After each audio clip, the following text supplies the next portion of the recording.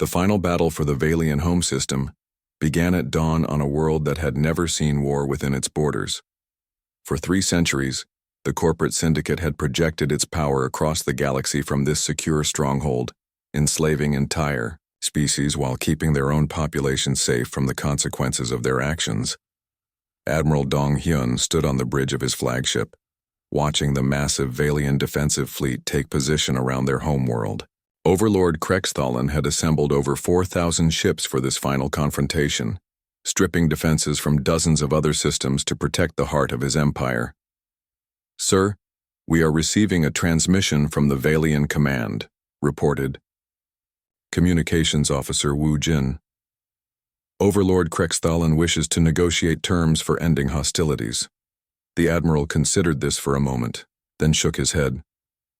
"Tell him we have no interest in negotiations.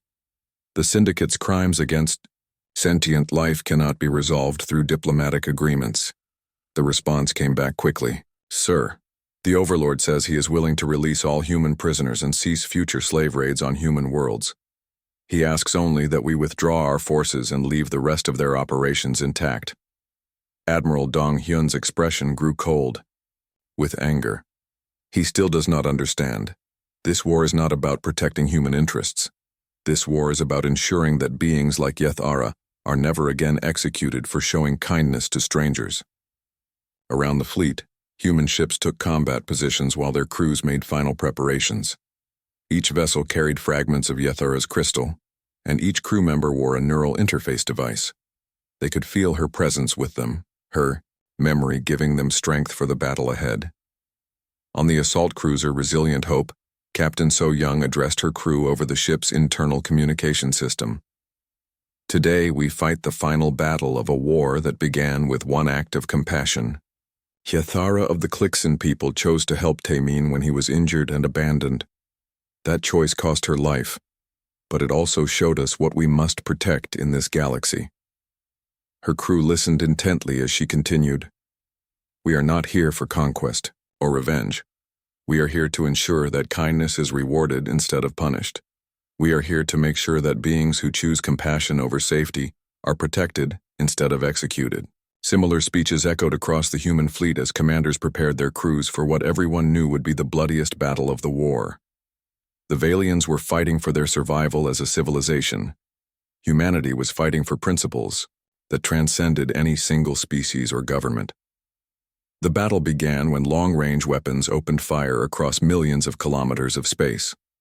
Valian ships had superior individual firepower, but the human fleet fought with coordination and determination that surprised their enemies. Every human crew member understood exactly what they were fighting for, while many Valian soldiers were beginning to question whether their cause was worth dying for. Commander Jae Hyun led Strike Force Alpha in a flanking maneuver around the Valian defensive perimeter. His ships moved with precision timing, each vessel supporting the others in complex tactical formations that had been practiced for months. "Target the Valian communication relays," he ordered. "Cut their coordination, and their fleet becomes a collection of individual ships instead of a unified force." His tactical officer, Lieutenant Park Yoon-ho, coordinated the attack with surgical precision. Human weapons struck exactly where they would cause maximum disruption to enemy operations, while minimizing casualties among Valian crew members who were just following orders. But the Valians were not passive defenders. Overlord Krexthallen had concentrated his most experienced commanders and best equipment for this final battle. As human ships pressed their attack, they began taking heavy casualties. The destroyer Swift Justice took a direct hit from a Valian heavy cruiser and exploded in a brilliant flash of superheated plasma. The frigate New Dawn suffered critical damage to its engine systems and drifted helplessly as enemy fighters closed in for the kill. On his flagship, Admiral Dong Hyun watched the casualty reports with growing concern. They were winning the battle, but the cost was higher than he had hoped. Too many good people were dying to honor the memory of one alien woman who had shown kindness to a stranger. Then something unexpected happened. The quantum resonance crystals, carried by every human ship, began responding to the intense emotional stress of battle.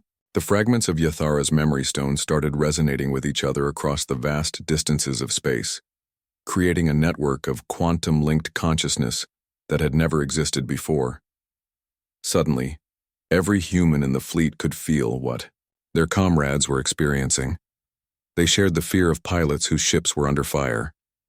They felt the determination of gunners who continued fighting despite terrible wounds.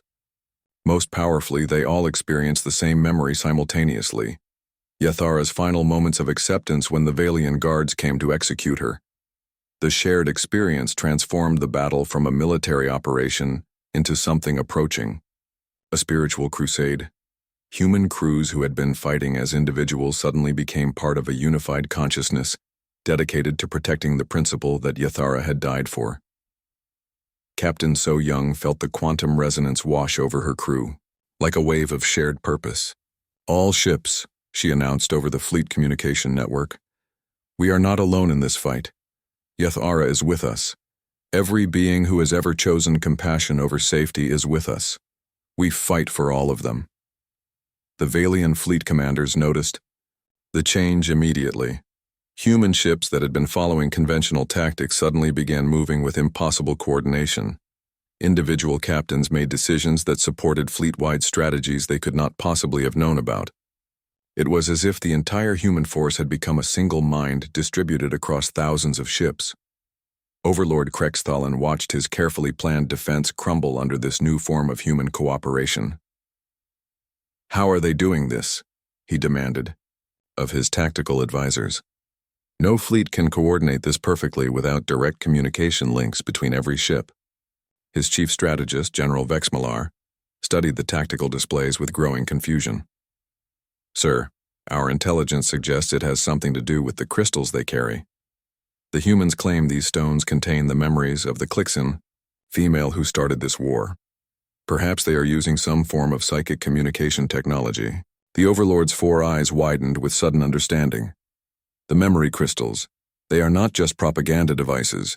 They are actual quantum storage matrices containing a preserved consciousness. The humans have turned the dead Clixin into a weapon." But understanding the phenomenon did not help him counter it. His ships continued to fall before the perfectly coordinated human assault. Worse, the quantum resonance effect was beginning to influence non-human populations throughout the Valian home system. On the planet's surface, millions of enslaved workers suddenly found themselves experiencing Yathara's memories directly. The quantum field generated by the crystal fragments was strong enough to trigger spontaneous neural interface effects in sensitive alien species. The result was immediate and devastating to Valian control. Slave populations across the homeworld rose in coordinated rebellion, inspired by the example of someone who had chosen to help a stranger despite the consequences.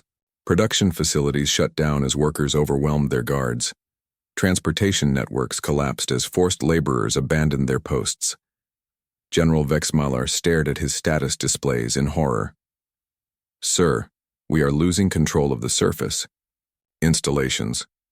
The slave populations are rebelling simultaneously across the entire planet." Overlord Krexthallen realized that his civilization was collapsing around him. The economic system that had sustained Valian prosperity for centuries depended entirely on the forced labor of conquered peoples. If those populations could no longer be controlled through fear, the entire corporate syndicate would cease to exist. "Activate the final protocols," he ordered grimly. "If we cannot maintain control, we will deny our enemies the satisfaction of victory. Destroy everything rather than let it fall into their hands." But even his own officers were beginning to question orders that would result in the deaths of millions of innocent beings. The quantum resonance effect had reached Valian crew members as well, exposing them to the memories of someone who had chosen compassion over obedience. Commander Keltharin, captain of the heavy cruiser Corporate Pride, hesitated as he received orders to bombard the surface installations where rebellious slaves were located. Through the quantum field, he had experienced Yathara's final moments. He understood what it felt like to choose kindness despite the certainty of punishment. "Sir," he said to his weapons officer, "delay implementation of bombardment orders. We need to verify target coordinates." Similar delays occurred throughout the Valian fleet as individual commanders struggled with the moral implications of their orders. The quantum resonance had shown them what pure altruism looked like, and many found they could not bring themselves to destroy it. In the midst of this chaos, Admiral Dong Hyun made a decision that would define the end of the war. Instead of pressing his military advantage, he ordered the human fleet to cease offensive operations and begin transmitting. The war began at exactly 0800 Universal Standard Time across 17 star systems. Admiral Dong Hyun's carefully planned operation struck 47 Valian facilities simultaneously, catching the corporate syndicate completely unprepared for the scale and coordination of the human assault. On the bridge of the flagship Unity's Resolve, Admiral Dong Hyun watched tactical displays showing the progress of each attack force. Every ship in the fleet carried fragments of Yathara's crystal, and every soldier wore a neural interface device that let them access her memories. They knew exactly what they were fighting for. Strike Force Alpha reports successful insertion at Korath 7, announced Communications Officer Woo Jin. Colonel Minho's ground troops have secured the mining complex where Yathara died. Admiral Dong Hyun felt a grim satisfaction at that news. Korath 7 held special significance as the place where everything had started. It seemed right that it should be one of the first facilities liberated. Colonel Minho led his troops through the same tunnels where Taimin and Yathara had lived and worked as slaves. The Valian guards who had once seemed so powerful now fled in panic before organized human soldiers who fought with the fury of righteous anger. Secure all slave quarters, Minho ordered over his communication system. I want every worker found and accounted for. No one gets left behind this time. His troops moved through the facility with practiced efficiency, but also with unusual care. These soldiers had experienced Yathara's memories through their neural interfaces. They understood what it felt like to live in constant fear of punishment for showing basic compassion. They treated every liberated slave with gentle respect. In the deepest section of the mining complex, Minho's team found something unexpected. A small memorial that the workers had built in secret to honor Yathara and Taimin. It was hidden in an abandoned tunnel where the guards never went. Stones arranged in careful patterns surrounded two makeshift grave markers. Sir, you need to see this, called Sergeant Sang-ho, his voice thick with emotion. Minho followed his sergeant into the hidden chamber. The memorial was simple but heartfelt. Workers from a dozen different species had contributed small offerings. Crystals that reflected light in beautiful patterns. Carved pieces of metal that created musical sounds when touched. Pressed flowers that had somehow survived in the harsh conditions of the mining facility. At the center of the memorial was a message carved into the tunnel wall in multiple languages. The standard translation read, "Here lived kindness. Here kindness died. Here kindness will be remembered always." Minho removed his helmet and stood silently before the memorial for several minutes. Around him, his soldiers did the same. They had come to this place to wage war, but they found themselves in the presence of something much more important than military victory. They were standing where ordinary people had chosen to honor extraordinary goodness. Record everything, Minho finally ordered. This memorial will be preserved exactly as we found it. The people who built this understood what we are fighting for better than any of our strategic planners. Similar scenes played out across the galaxy as human forces liberated one Valian facility after another. Each attack force discovered evidence of the corporate syndicate's cruelty, but they also found proof of resilience and hope among the enslaved populations. On the mining world of Xerion Prime, Captain So Young led a naval assault against the Yao orbital defense stations protecting the planet's largest slave facility. Her ship, now renamed Yathara's Light, punched through the Valian defensive perimeter with devastating effectiveness. The Valian commanders had never faced an enemy like humanity before. Most interstellar conflicts were fought for territory, resources, or political advantage. The combatants usually followed certain unwritten rules about acceptable losses and negotiated surrenders. But the human fleet followed no such conventions. Incoming. Transmission from the Valian command station, reported Lieutenant Woo Jin. They are requesting terms for surrender. Captain So Young's expression was cold as ice. Tell them we will accept only unconditional surrender. All slaves to be released immediately and unharmed. all Valian personnel to be held for war crimes, trials, no negotiations. The Valian response came back quickly. They refuse, Captain. They say the slaves are valuable corporate assets that cannot be simply given away. So Young's hand moved to the crystal fragment hanging around her neck. Through her neural interface, she could feel an echo of Yathara's emotions during her final moments. The alien woman had faced execution with courage and dignity, knowing that her choice to help Taimin was worth any consequence. Then we continue. The attack. So Young ordered. All weapons focus fire on their shield generators. We end this now. The battle for Xerion Prime lasted 6 hours. When it was over, the Valian defenses were completely destroyed, and over 15,000 slaves from 20 different species had been liberated. Among them were 43 humans who had been captured during various colonial raids over the past 5 years. But the most significant discovery came in the facility's computer archives. Intelligence specialists found detailed records of the entire Valian slave trade operation, including lists of buyers, shipping schedules, and the locations of processing centers throughout the galaxy. This is bigger than we thought, reported Intelligence Officer Park Subin to Captain So Young. The Valians are not just using slaves for their own operations. They are selling people to other alien governments and corporations. This is an entire economy based on sentient trafficking. The implications were staggering. What had started as a rescue mission to save captured humans had uncovered a galaxy-wide network of slavery that affected millions of beings. The Valian corporate syndicate was just one part of a much larger system of organized cruelty. As news of these discoveries spread through the human fleet, soldiers and commanders began to understand that their war had much broader implications than they had originally realized. They were not just fighting to avenge Yathara's death or rescue human prisoners. They were fighting against an entire system that treated kindness and compassion as crimes. On the industrial world of Thalar 9, Commander Jae-hyun led a combined ground and space assault against the largest Valian manufacturing complex in the Prar sector. The facility used over 100,000 slaves to produce military equipment for buyers throughout the galaxy. The Valian defenders were better prepared for this attack, having learned from the defeats at other facilities. They had positioned their most valuable slaves in fortified positions, planning to use them as human shields against the advancing human forces. They have workers chained inside the main production facility, reported Major Yu Jin from the ground assault team. Any direct attack on the building will result in massive civilian casualties. Commander Jae-hyun faced a tactical nightmare. The Valians were counting on human reluctance to harm innocents. They expected the liberation forces to hesitate, giving Valian reinforcements time to arrive and turn the battle. But Jae-hyun had learned something important from studying Yathara's memories through his neural interface. Sometimes protecting innocence required accepting personal risk.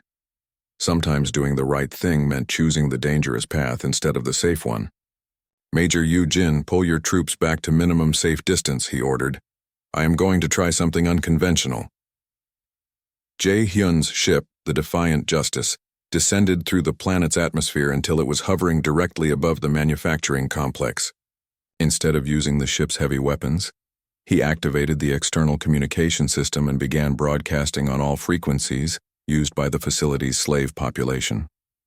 Workers of Thalar 9, this is Commander Jae-hyun of the Earth Defense Force. We are here to liberate you from Valian slavery, but we need your help to do it safely.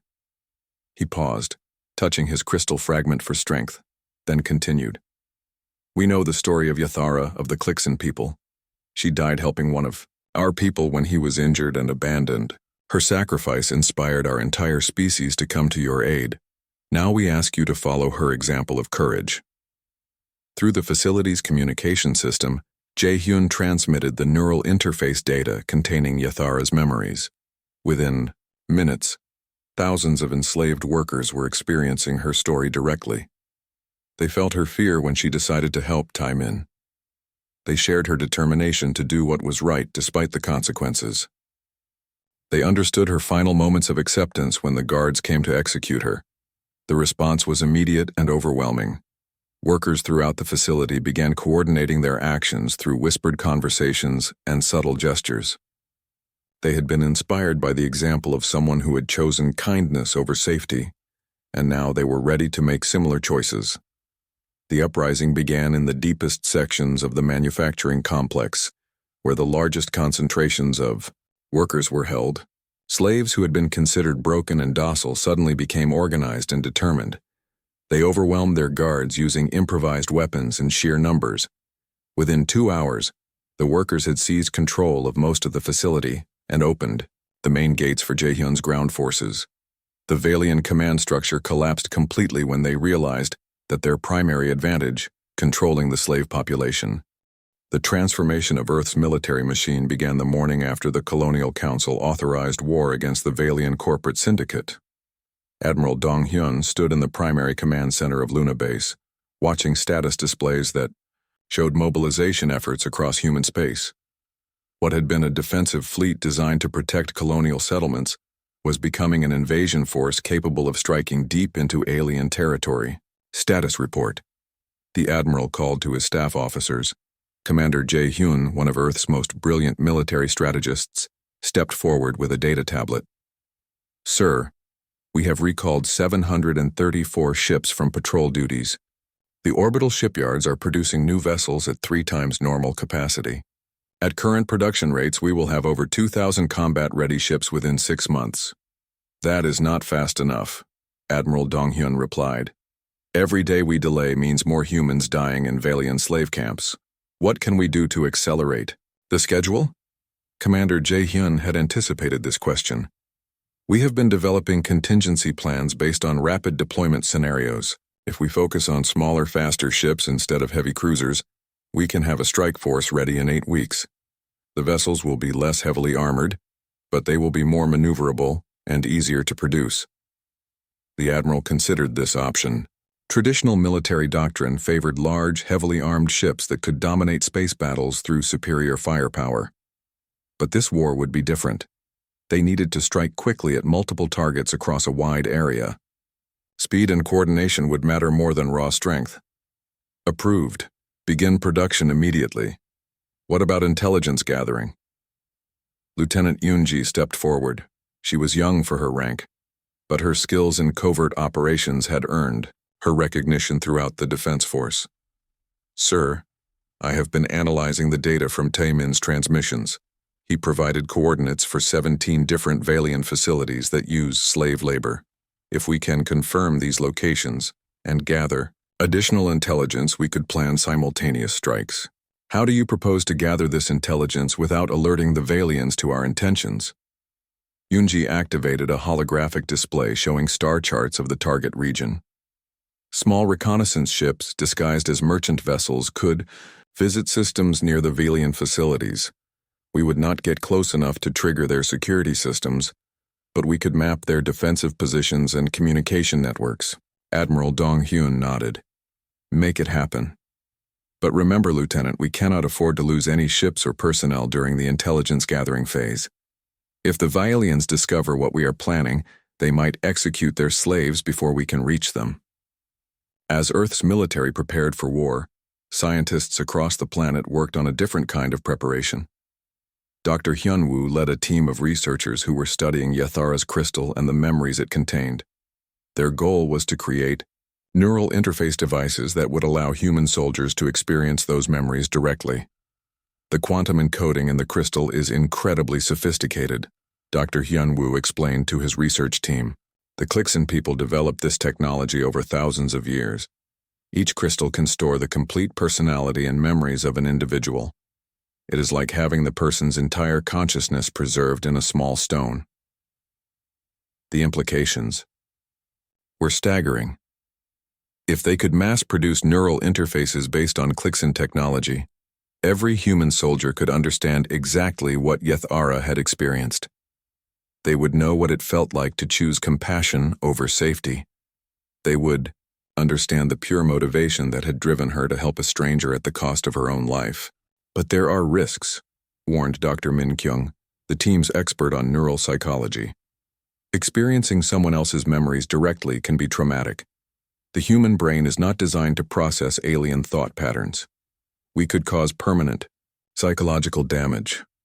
Dr. Hyunwoo understood the concerns, but he also understood the importance of what they were trying to achieve.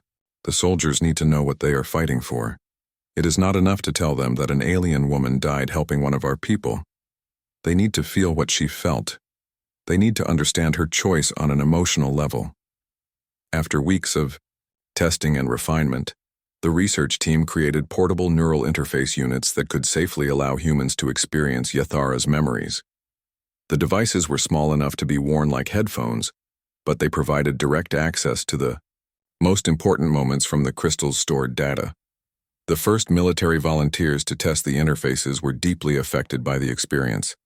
Sergeant Daeho, a veteran of several colonial conflicts, emerged from his session with tears in his eyes. "I understood her completely," he said. "She was not a hero trying to make a grand gesture. She was just a person who saw someone suffering and decided to help. She knew it would probably get her killed, but she helped anyway. That kind of courage, that kind of goodness, it is worth fighting for." Word of the neural interfaces spread through the military ranks. Thousands of soldiers volunteered to experience Yathara's memories. Each person who went through the process came out changed. They had felt what pure altruism was like. They had experienced what it meant to put another being's welfare ahead of their own survival. Meanwhile, Lieutenant Yoon-ji's reconnaissance missions were providing crucial intelligence about Valian operations.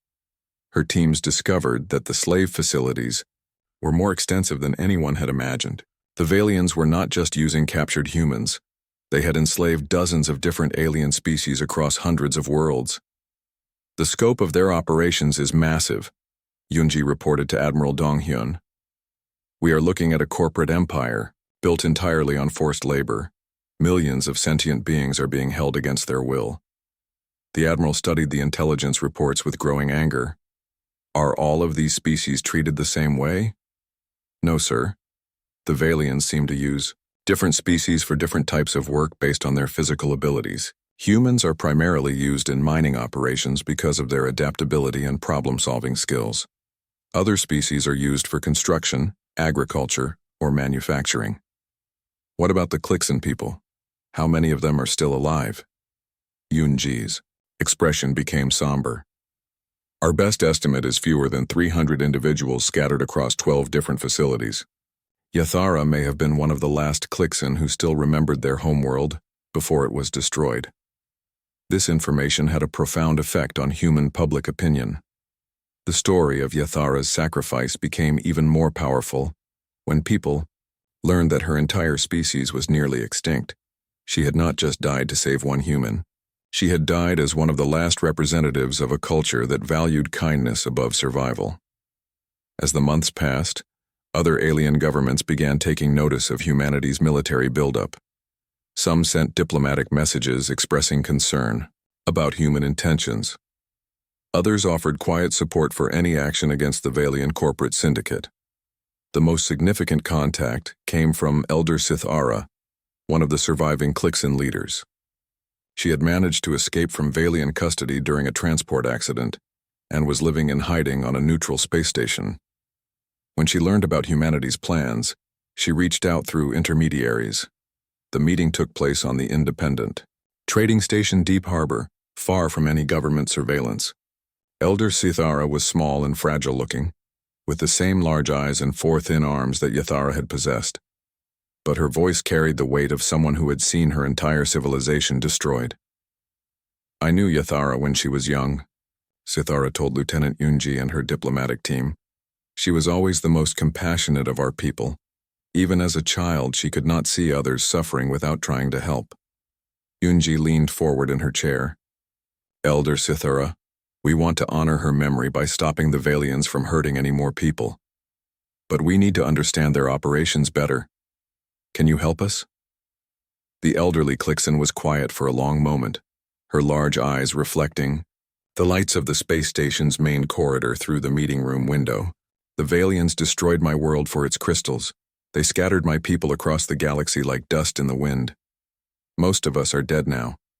Those who remain live in fear every moment of every day." We know this, Yunji said gently. That is why we want to stop them. But why? Sithara asked. Your species barely knows us. Why would you risk war for a few hundred Clixin who will probably be dead before you can reach them? Yunji activated a portable neural interface device and offered it to the elder. Because of what Yathara taught us, would you like to experience what our people felt when they learned about her sacrifice? Sithara hesitated, then accepted the device. The neural interface had been modified to work with Clixin brain patterns. When she activated it, she experienced the emotional reaction of human soldiers who had learned Yathara's story. She felt their anger at the injustice of her execution. She felt their admiration for her courage. Most importantly, she felt their determination to ensure that her kindness would be remembered and honored. The humans were not going to war for political or economic reasons. They were fighting because someone had chosen to help one of their people, and that choice deserved to be. Captain So-young stood on the bridge of the Earth Defense Force ship Resilience, watching the burning wreckage of the mining facility below. Her crew had arrived at Korath 7 just hours after the final battle between the Valian security forces and the slave rebels. They were too late to save anyone, but they were not too late to learn what had happened. The search and rescue teams found hundreds of bodies in the mining complex. Most were aliens from species that So-young had never seen before, but scattered. Among them were 23 humans, including the young man whose desperate message had brought them here. Timon was found in the main control room, surrounded by alien rebels who had died fighting beside him. In his hand was a small crystal that seemed to glow with its own light. Even after death, his fingers were wrapped tightly around it, as if it was the most precious thing in the universe. So-young carefully removed the crystal from Taemin's hand. The moment she touched it, she heard something impossible. Music. The crystal was singing a soft, beautiful song that seemed to come from deep inside the stone itself. Captain, called Lieutenant Wu Jin from the communication station. I have recovered the rebel transmission logs. The human who sent the distress call recorded hours of messages over several days. So-young nodded. Transfer everything to the main computer. I want to hear every word. For the next 6 hours, the crew of the Resilience listened to Taimin's recordings. He had described the slave operation in detail. He had given coordinates for other Valiant facilities throughout the sector. But most importantly, he had told the story of an alien woman named Yathara who had died to save him. The recordings painted a picture of someone who had shown pure kindness to a stranger. Yathara had risked everything to help Taimin recover from his injuries. She had shared her food when he was starving. She had treated his wounds when no one else would help. And she had been executed for these simple acts of compassion. Run a full scan on this crystal, So-young ordered, handing the singing stone to Science Officer Park Ji-min. I want to know what makes it work. Ji-min took the crystal to the ship's laboratory. The preliminary scans showed something amazing. The crystal was not just a simple piece of rock. It contained complex quantum structures that stored information at the molecular level.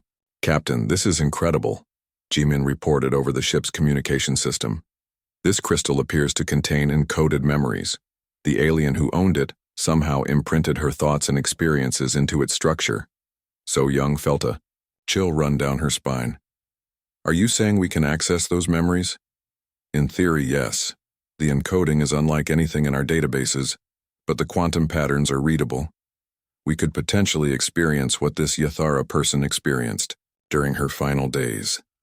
The captain made a decision that would change the course of human history. Do it. I want to know what kind of person would die to save a stranger. The memory extraction process took 18 hours. When it was complete, Ji-min had created a neural interface that would allow humans to experience Yathara's memories directly. It was dangerous technology, but So-young knew they had to understand what had really happened on Korath 7. She was the first to connect to the interface. The moment the neural link activated, she was no longer Captain So-young of the Earth Defense Force. She was Yathara of the Clixin people, working in the dark tunnels beneath Korath 7. So-young experienced the cave-in that injured Taemin. She felt Yathara's worry for the young human lying broken and abandoned in the barracks. She understood the fear that filled every moment of life as a slave, never knowing when the guards might decide you were no longer useful. But most powerfully, she felt Yethara's decision to help, despite the risks. There was no complex reasoning behind it. The human was hurt and she had the ability to help him. It was that simple. In Yethara's mind, having the power to ease someone's suffering created the responsibility to do so, regardless of the consequences. When So Young disconnected from the interface, she was crying. She had experienced pure altruism from someone who had every reason to think only of her own survival. Yethara had chosen kindness over safety, knowing it might cost her life. "Contact Earth immediately," So Young ordered. "Priority Alpha transmission. I need to speak with Admiral Donghyun personally." The response from Earth came back faster than she had expected. Admiral Donghyun, the highest-ranking officer in the Earth Defense Force, appeared on the main screen within 6 hours. His weathered face looked grim as So Young gave her report. "So, let me understand this," the Admiral said after hearing the full story. "This alien woman was executed for helping one of our people recover from injuries?" "Yes, sir. The Valian guards killed her as an example to other workers. They wanted to make sure no one else would show kindness to slaves who were supposed to die." Admiral Donghyun was quiet for a long time. Behind him, So Young could see other officers moving urgently around Earth Defense Headquarters. Word of her discovery was already spreading through the military command structure. "Send me everything," the Admiral finally said. "The recordings, the crystal, the memory data, everything. This information needs to reach the Colonial Council immediately." The journey back to Earth took 2 weeks. During that time, So Young's crew analyzed every piece of evidence they had collected from Korath 7. They compiled a complete report on the Valian slave operations. They documented the locations of other mining facilities where humans might be held prisoner. Most importantly, they preserved Yethara's memories in formats that could be shared with anyone who needed to understand what had happened. When the Resilients arrived at Earth, they found the entire planet in an uproar. News of the slave operations had leaked to the civilian population. The story of Yethara's sacrifice had spread across every human world in the colonial network. So Young was immediately summoned to appear before the Colonial Council. The council chamber was packed with representatives from every human settlement in known space. Minister Ji-woo, the civilian head of the colonial government, called for order as So Young took the witness stand. "Captain So Young," Minister Ji-woo began, "please tell the council what you found at Korath 7. So Young described the mining facility and the evidence of slave labor. She explained how the rebellion had started and why it had failed. But when she reached the part about Yethara, her voice became stronger and clearer. "Yethara of the Clixon people was a slave just like our colonists," she said. "She had been torn away from her family and forced to work in terrible conditions. She had every reason to focus only on her own survival, but when she saw one of our people suffering, she chose to help." The council chamber was completely silent as So Young continued her testimony. She shared her food when Tae-min was starving. She used her knowledge of healing to treat his injuries. She told him stories to keep his spirits up during the worst moments. And when the guards discovered what she had done, she accepted execution without complaint. So Young held up the singing crystal for everyone to see. "This contains her memories, her final thoughts. We can experience exactly what she experienced. We can understand her motivations completely. There was no political agenda, no hidden purpose. She helped Tae-min simply because it was the right thing to do." The chamber erupted in angry voices. Representatives shouted questions and demands for action. Minister Ji-woo called for order repeatedly, but the emotions in the room were too strong to control easily. Finally, Admiral Dong-hyun stepped forward. The military commander's presence was enough to quiet the crowd. "Minister Ji-woo," he said, "the Defense Force requests authorization to take whatever action is necessary to locate and free any humans still being held by the Valian corporate syndicate." "This is a matter for diplomatic negotiation," Minister Ji-woo replied. "We should contact the Valian government and demand the return of our people through proper channels." The Admiral's expression was stone cold. "With respect, Minister, the Valians executed an alien woman for showing mercy to one of our citizens. They have already demonstrated that they do not recognize the basic rights of sentient beings. Diplomacy will not work with people who treat kindness as a crime. The debate continued for hours. Some council members wanted to try peaceful solutions first. Others demanded immediate military action. But as more details of the slave operations became public, the mood of the human population became clear. Mass demonstrations filled the streets of every major city on Earth. Protesters carried pictures of Yethara and Timon. They demanded justice for the alien woman who had died protecting a human stranger. They called for war against anyone who would execute someone for showing compassion. Dr. Hyun Woo, Earth's leading expert on alien cultures, studied Yethara's crystal for days. His analysis revealed something that made the situation even more tragic. The Klixin people had been nearly extinct for decades. Their homeworld had been strip-mined by the Valians until it was barely habitable. Most of their population had been scattered across the galaxy as forced laborers. Yethara may have been one of the last few hundred Klixin alive in the universe, Dr. Hyunwoo reported to the Colonial Council. Her people created these memory crystals as a way to preserve their culture and history. When she gave this crystal to Timon, she was passing on Taemin's anger grew like fire inside him every day after Yethara's execution. The crystal she gave him never left his side. At night, he would hold it close and listen to its soft singing. The sound reminded him of her gentle voice and the stories she told about her destroyed homeworld, but anger alone would not bring justice for Yethara. Taemin knew he needed to be smart. He needed to plan, and most importantly, he needed help from the other workers. The mining operation on Korath 7 used slaves from 12 different alien species. Most of them had been captured during raids or sold by their own governments to pay debts. They came from different worlds with different cultures, but they all shared one thing. They all hated the Valians. Taemin started talking to other workers during their rest periods. He was careful, not to say too much at first. He just listened to their stories and learned about their different abilities. The Thokari were strong and had natural armor plating. They could lift heavy equipment and were hard to hurt. The Zilani had excellent hearing and could detect guard movements from far away. The Mokraki were small but very fast, perfect for moving through tight spaces without being seen. After several weeks of careful conversation, Taemin found 5 workers who were willing to take risks. There was Bextal, a Thokari warrior who had been captured during a battle. There was Nisa, a Zilani female whose entire family had been sold into slavery.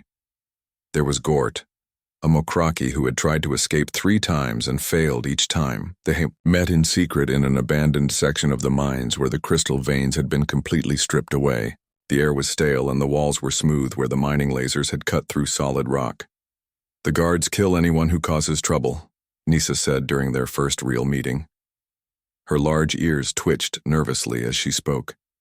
They made examples of many workers before. "What makes you think we can succeed where others failed?" Taemin pulled out Yethara's crystal. Even in the darkness of the abandoned tunnel, it seemed to glow with inner light. "Because we are not just fighting for ourselves anymore. We are fighting for those who showed us kindness. We are fighting for those who cannot fight back." He told them about Yethara's sacrifice, how she had risked everything to save a stranger from another species, how she had been executed simply for showing compassion. The other workers listened in silence. "The Valians think we are just animals," Taemin continued.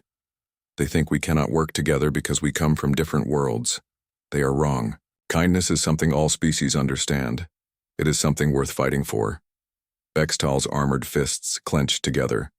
"The Klixin female died saving you. Her death must be answered." "But how?" asked Gort. "There are thousands of guards. They have better weapons and ships. We only have mining tools." Timon had been thinking about this problem for days. Humans were good at war. It was something his species had practiced for thousands of years before they reached the stars. But this situation needed more than just fighting. It needed strategy. "We do not fight them head-on," he explained. "We use what we know about this place against them. We sabotage their equipment. We disrupt their communications. We make them afraid to be alone in the tunnels." Over the next month, their small group grew larger. Word spread carefully among the workers that something was being planned. Not everyone joined, but many started helping in small ways. They shared information about guard schedules and weak points in the mining facility's security. Taman discovered that his human knowledge of warfare was valuable in ways he had not expected. Other species might be stronger or faster, but humans had learned to fight smart. They knew how to use limited resources to maximum effect. The rebellion began with small acts of sabotage. Mining equipment would mysteriously break down. Computer systems would glitch at important moments. Food shipments would spoil before reaching the guard stations. The Valians noticed these problems but dismissed them as normal equipment failures. They were used to dealing with crude alien technology and assumed the breakdowns were random accidents. But Taman was just getting started. The first real attack happened during the night shift in Mine Sector 7. Taman and 6 other workers ambushed a guard patrol that was moving through the deeper tunnels. They used mining charges to collapse part of the tunnel behind the guards, trapping them in a dead end. When the guards tried to call for backup, they found that someone had damaged their communication equipment. They were alone in the dark with angry slaves and no way to call for help. "You killed Yathara," Taman said to the lead guard. "She only showed kindness to someone who was hurt. You executed her for having a good heart." The Valian guard tried to reach for his weapon, but Bextal grabbed his arm with one massive hand. The Thokari warrior was much stronger than any Valian. "We do not want to be killers like you," Taman continued, "but we will not let her death mean nothing." They took the guards' weapons and communication devices. Then they left them tied up in the collapsed tunnel where rescue teams would eventually find them. It was a message to the Valian overseers. The workers were no longer helpless victims.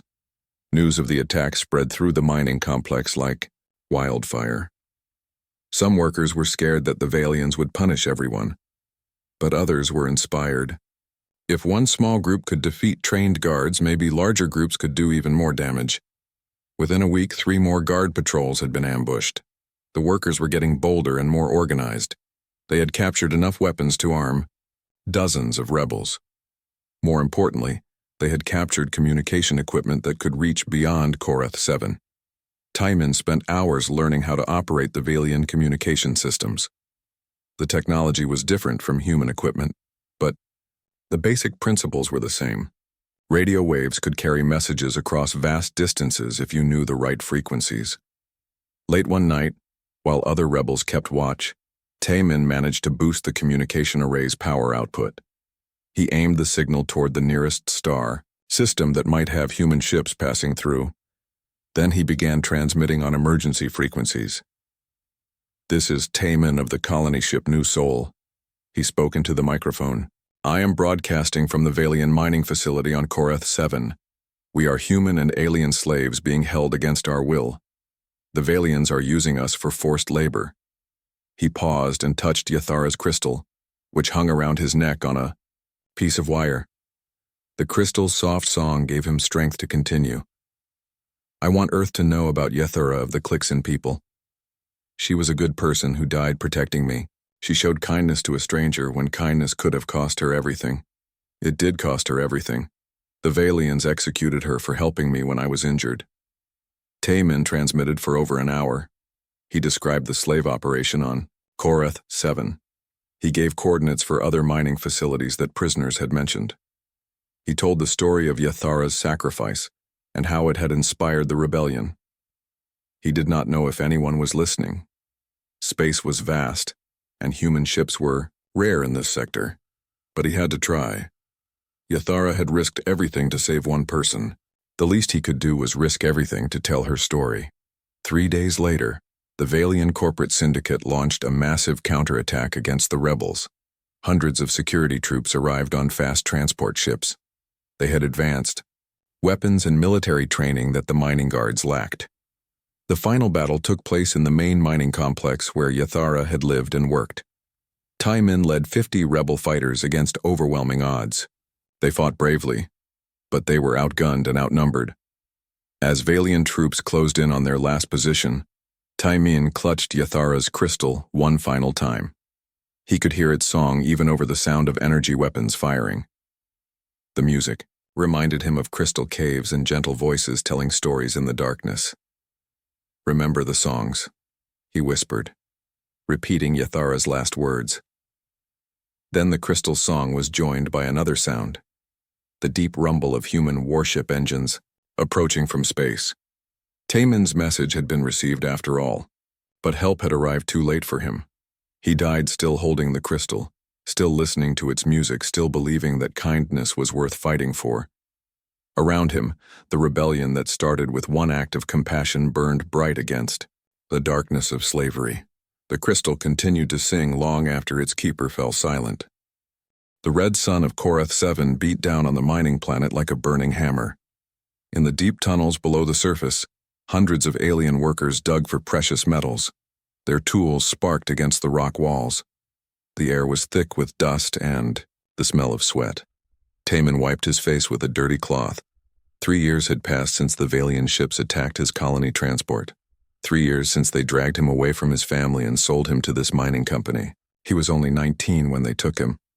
Now he felt like an old man. His human body was not built for this kind of work. The other aliens were stronger. Some had thick shells that protected them from falling rocks. Others had extra arms or better, eyes for seeing in the dark. Taemin had nothing special.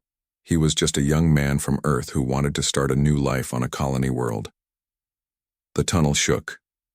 Dust fell from the ceiling like rain. Taemin looked up and saw a crack running across the rock above his head. His heart started beating fast. He had seen cave-ins before. Workers who got caught under falling rocks never came out alive. "Move!" he shouted to the others. "The ceiling is breaking." Most of the alien workers ran toward the main tunnel. But Taemin was too far back. A huge piece of rock crashed down right behind him. Then another. Soon he was trapped in a small space with rocks blocking his way out. He pushed against the stones, but they were too heavy. He called for help, but no one could hear him over the sound of more rocks falling. Hours passed. The dust settled. Everything became quiet. When the rescue team finally dug through the rocks, they found Taemin barely breathing.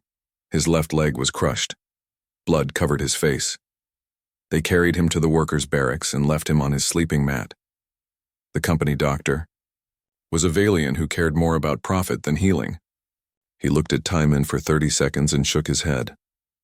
"This one is finished," he said. "He will be dead in a few days.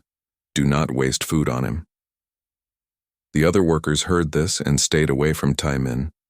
Being near dying slaves could get them in trouble with the guards. Everyone had learned to keep their heads down and think only about staying alive, but one worker did not follow this rule. Yathara was a Klixan female with 4 thin arms and large eyes that could see in the dark. Her people came from a world covered in singing crystal caves. She was small compared to other alien workers, but she was smart and never caused problems for the guards. On the night after the cave-in, she crept over to Taemin's sleeping area. He was burning with fever. His breathing was shallow and painful. She looked around to make sure no one was watching. Then she opened her small bag of food rations. Klixan did not eat the same food as humans. Their meals were mostly liquid nutrients and crushed minerals. But Yathara had been saving some of the bread and protein bars that all workers received. She had been keeping them for emergencies. She helped Taemin sit up and gave him small sips of water. Then she fed him tiny pieces of bread. His stomach had been empty for 2 days. The food made him feel a little stronger. "Why?" Taemin whispered in standard language. All workers had to learn some standard to understand orders from the guards. Yathara's voice was soft like wind through crystal caves. "You are hurt. I have food." Simple. She did not speak standard very well, but Taemin understood. She was helping him because it was the right thing to do. Nothing more, nothing less. Every night for the next week, Yathara came to help Taemin. She brought him food and water. She used her knowledge of Klixan healing to clean his wounds and set his broken leg. Her people knew many things about healing because their crystal caves had special properties. She also talked to him when the pain was too bad for sleeping. She told him stories about her home world. She described crystal formations that sang different songs when the wind blew through them. She talked about the great crystal gardens where young Clixon learned to make music with the stones. "My world was beautiful," she said one night while changing the bandage on his leg. "The crystals made songs day and night. Each cave had different music. Some were sad, some were happy, some were angry, but all were beautiful." "What happened to it?" Taman asked. Yathura was quiet for a long time. "The Valians came. They said the crystals were valuable. They broke them and took them away. The music stopped. My people were scattered to different worlds as workers." Taman felt anger burning in his chest. The same people who destroyed her world had destroyed his life too. But Yathura showed no anger. She just continued helping him get better. After 2 weeks, Taman was strong enough to walk with help. His leg still hurt, but the fever was gone. He knew he would live because of what Yathura had done for him, but their secret could not last forever. Guard Captain Vexthal was making his regular inspection of the barracks when he noticed that Taman looked healthier than expected. The Valian officer had the cold, calculating eyes of someone who saw workers as just numbers on a profit sheet. "This human was supposed to be dead," Vexthal said to his assistant. "How is he walking around?" The assistant checked the records on his data pad. The doctor said he would die from his injuries, but he seems to have recovered. Vexthal was suspicious. In his experience, workers did not recover from severe injuries without help. Someone must have been giving the human extra food or medicine. This was against company rules. He ordered his guards to search the barracks. They found the small collection of medical supplies that Yathura had been using to treat Taman. They also found the remains of food that she had been sharing. When they brought Yathura before Vexthal, she did not try to lie or make excuses. She stood straight and looked him in the eyes. "You gave aid to this human against company policy," Vexthal said. "You wasted valuable resources on a worker who was marked for disposal." "He was dying," Yathura replied. "I helped him live." "That was not your decision to make. Workers who cannot perform their duties are replaced. By keeping this human alive, you have interfered with efficient operations." Taman tried to step forward and explain that Yathura had only been kind, but the guards held him back. He watched helplessly as they put energy chains on Yathura's forearms. "The punishment for unauthorized aid to livestock is immediate disposal," Vexthal announced to all the workers who had been forced to watch. "Let this be an example to anyone who thinks they can make their own rules." Before they dragged her away, Yathura looked back at Taman. She reached into her pocket and threw something small toward him. It landed at his feet, a tiny piece of crystal no bigger than his thumb. "Remember the songs," she said. Taman picked up the crystal. It was warm to the touch and seemed to vibrate with a faint musical note. He clutched it tightly as they took Yathura away forever. That night, alone in the barracks, Taman held the crystal up to his ear. He could hear it singing softly, just like Yathura had described. It was a sad song, but also beautiful. It reminded him that, even in the darkest places, kindness could still exist. He made a promise to himself as he listened to the crystal's song. Yathura had died because she chose to help him. Her sacrifice would not be forgotten. Somehow, some way, he would make sure her kindness meant something.